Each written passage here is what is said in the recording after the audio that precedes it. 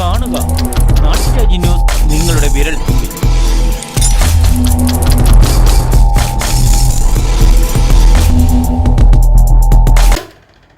നമസ്കാരം. നാട്ടുരാജ്യ ന്യൂസ് ഇന്ന് റിപ്പോർട്ട് ചെയ്യുന്നത് കാർഷിക വിപണിയിൽ വരുന്ന മാറ്റങ്ങളാണ്. കാർഷിക വിപണിയിൽ ആരാണെന്ന് വില്ലൻ എന്ന് ചോദിച്ചാൽ ഒറ്റ വാക്കിൽ ഉത്തരം പൈനാപ്പിൾ തന്നെ. കാർഷിക വിളകളുടെ ഇടിവ് മൂലം കർഷകർ നെട്ടോട്ടമോടുന്ന കാലം വർഷം 4 കഴിഞ്ഞു. എന്നാൽ 2024 ഈ വേനൽക്കാലം വന്നതോടെ പൈനാപ്പിൾ കർഷകർക്ക് ലോട്ടറിയാണ്.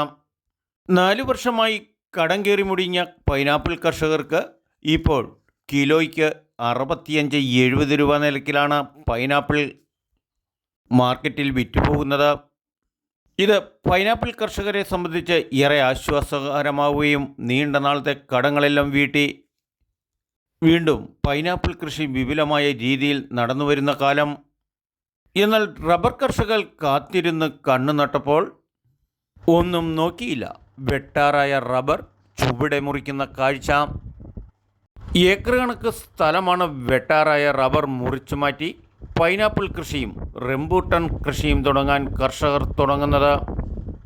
നിരവധി ജനങ്ങളാണ് വിവിധ ഇനം ഫ്രൂട്ട്സ് കൃഷികളും ചില സ്ഥലങ്ങളിൽ ചന്ദനത്തൈകൾ വരെ കൃഷി ചെയ്തു വരുന്ന കാലഘട്ടമാണിത്.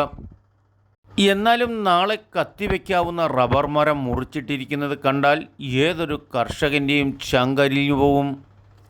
റബ്ബർ കർഷകൻ്റെ നാടായ പാലായിലാണ് ഈ സംഭവം. നാട്ടുരാജ്യ ന്യൂസിനു വേണ്ടി പാല ബ്യൂറോയിൽ നിന്നുള്ള റിപ്പോർട്ടാണിത്.